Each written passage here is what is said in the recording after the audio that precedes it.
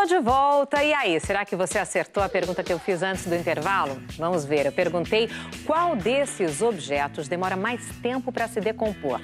O chiclete, por exemplo, leva 5 anos para se decompor. A fralda descartável não é muito descartável, né? Porque leva 450 anos. Quem escolheu o vidro acertou em cheio. O vidro pode levar milhares de anos para se decompor. Mas tem um porém. Ao contrário do chiclete e da fralda, o vidro é 100% reciclável. Se ele for levado ao lugar certo, ele pode ser totalmente reaproveitado. Por isso é tão importante descartar o nosso lixo direitinho, né? Uma lei federal aboliu no ano passado os lixões no país. A ideia era acabar com os depósitos a céu aberto, onde o lixo ficava ali acumulado, sem tratamento adequado. No lugar, é preciso criar um espaço onde o lixo reciclável seja reaproveitado e que tenha condições apropriadas para não contaminar o solo, a água, o ar. O Expedições Urbanas de hoje foi conhecer um desses novos aterros. E o Renato Cunha vai mostrar pra gente como o lixo é tratado por lá.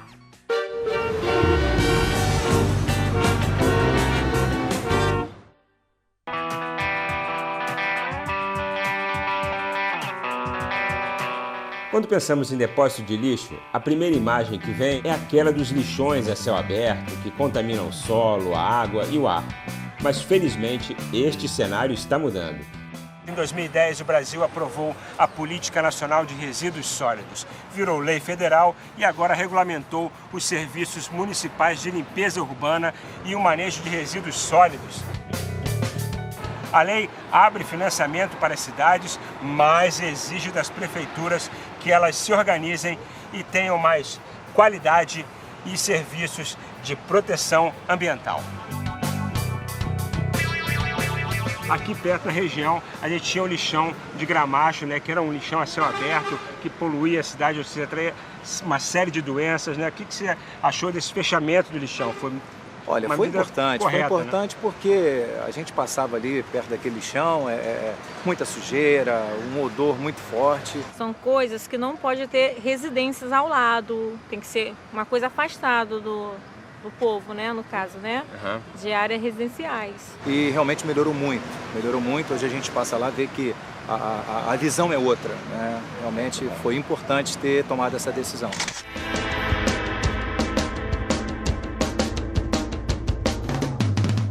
Como será que funciona um novo aterro sanitário que atende às exigências da lei federal?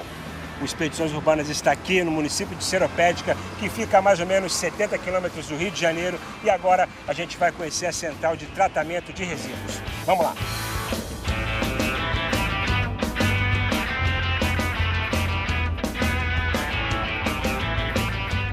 Bom, a gente chegou aqui na central de tratamento de resíduos, que recebe o lixo da cidade do Rio de Janeiro, além dos municípios de Mangaratiba, Itaguaí e Seropédica.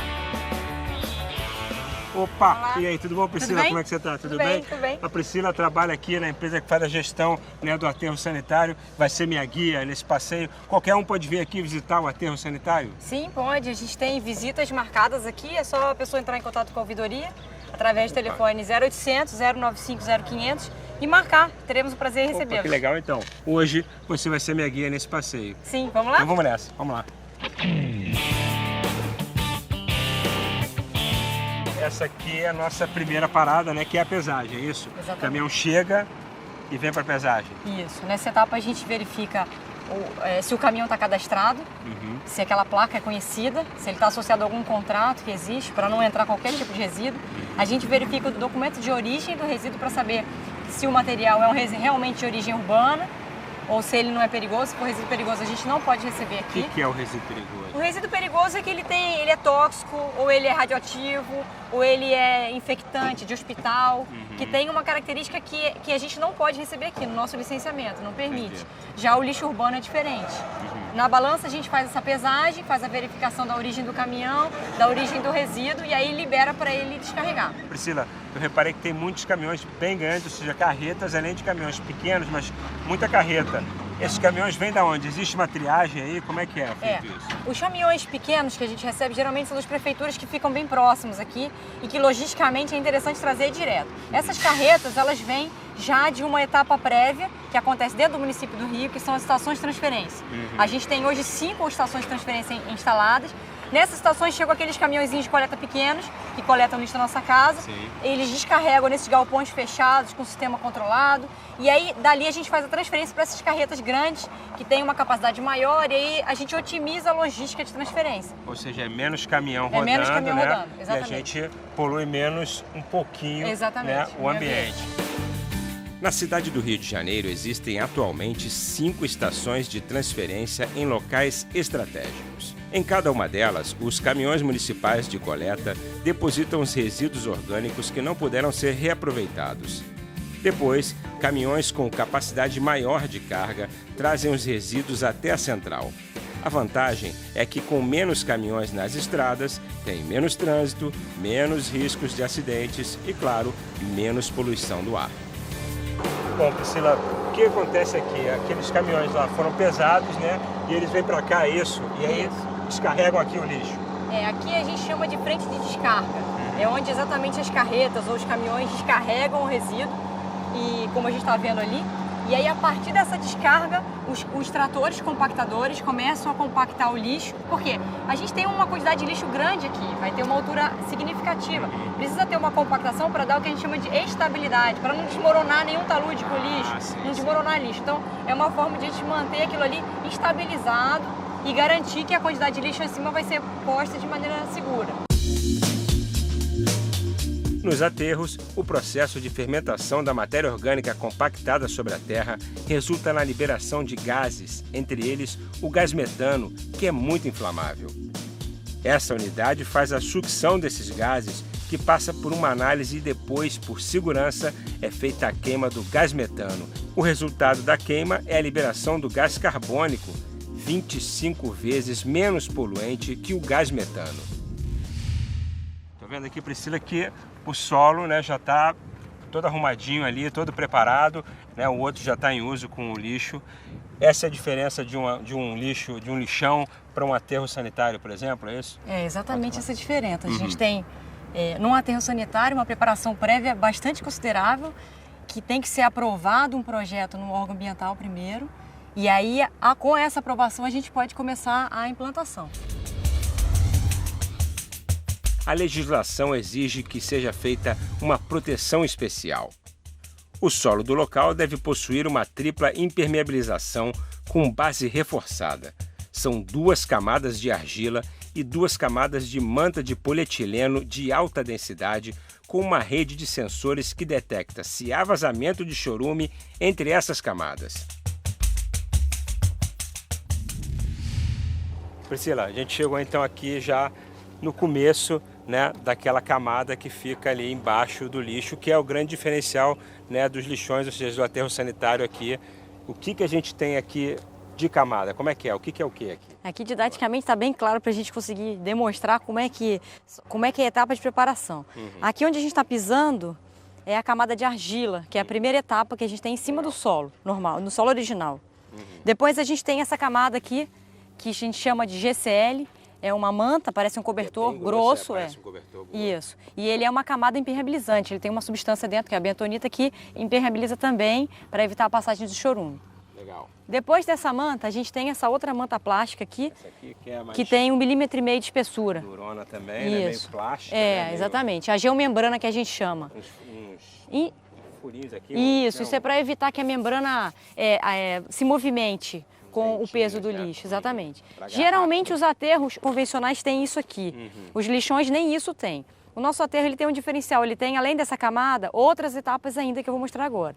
Em cima dessa manta a gente tem uma camada de areia, que é para evitar, caso, numa hipótese de um vazamento de chorume, nas camadas mais de cima, a gente consegue que esse chorume seja drenado, tirado dali, para a gente identificar e tratar, se for o caso. Se a gente tiver qualquer vazamento aqui, a gente consegue identificar pelos sensores a localização exata do furo. Aí somente acima disso é que a gente então tem a disposição do lixo e os tubos, dutos, né, os tubos que vão levar o chorume até a lagoa. E que a gente vai conhecer daqui a pouco. Exatamente, não é isso mesmo. Então vamos lá. Vamos. Quando a matéria orgânica do lixo entra em decomposição, produz o chorume. O chorume é perigoso porque pode contaminar o solo e a água do lençol freático. Bom, gente, essa piscina aqui é aquela que ninguém gostaria de mergulhar, não é isso, Priscila? É uma piscina de chorume. Ainda bem que você que está em casa não consegue sentir esse cheiro que está assim péssimo, né? Mas ao contrário dos lixões, né, a céu aberto, esse líquido preto que está aqui, ele estaria contaminando o solo, não é isso? Ou o nosso lençol freático, não é isso? Acabando Exatamente. Nos rios, né? Aqui no aterro a gente tem um sistema de drenagem, de encaminhamento desse chorume para essas lagoas. Esses tubos são fechados, eles têm impermeabilização. E aqui nessa lagoa também, a gente vê, ela tem um plástico preto, que é o mesmo que a gente vê na base do aterro. E aí depois dessa lagoa, o chorume é encaminhado para uma estação de tratamento, em que a gente vai visitar e a gente percebe a transformação desse chorume numa água de reuso.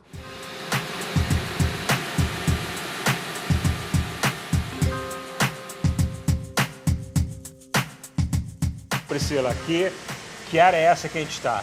A gente está na estação de tratamento de chorume, que tem capacidade para tratar 1 milhão de litros por dia desse líquido, que a gente gera aqui, ou que vai gerar, ainda não gera isso tudo.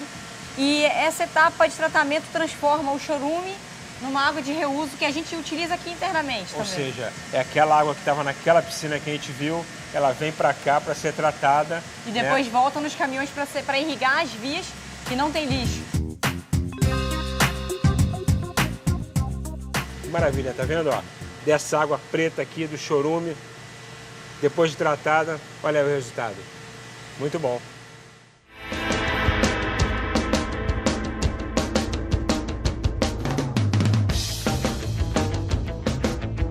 A Central de Tratamento de Resíduos segue a lei federal e mostra o tratamento correto desse lixo, com soluções mais seguras e eficientes, o que é exigido pela lei. Mas tem muita coisa para se fazer ainda. O Expedições Urbanas fica por aqui, a gente volta na semana que vem. Seja consciente, até lá!